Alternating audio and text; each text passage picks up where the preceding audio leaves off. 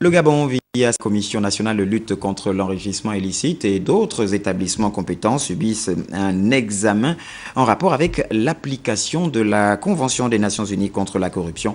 L'objectif de cet examen est bien sûr d'évaluer les compétences du pays dans sa lutte contre la corruption, comme nous le rapportent ici Ludwin Kavou et Victor Mounouga.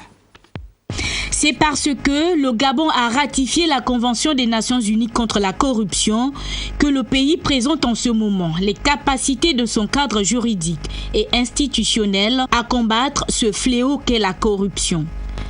Et c'est un comportement qui est prévu et puni par la loi, ou dans notre cas, notamment le cas du Gabon, c'est une infraction qui est prévue dans le code pénal. Pour la première journée, les discussions entre experts nationaux et onusiens portent sur les infractions de base, le blanchiment des produits du crime et la corruption dans le secteur privé, entre autres. La discussion, c'est de revoir les provisions, ou la conformité des législations du Gabon en rapport avec le chapitre 3 et le chapitre 4 de la Convention des Nations Unies contre la corruption. Cet examen est un processus qui tient compte du niveau de développement des États parties. Dans le programme de travail de l'ONUDC, l'Office des Nations Unies de lutte contre la drogue et le crime, il est prévu une évaluation périodique de tous les États parties.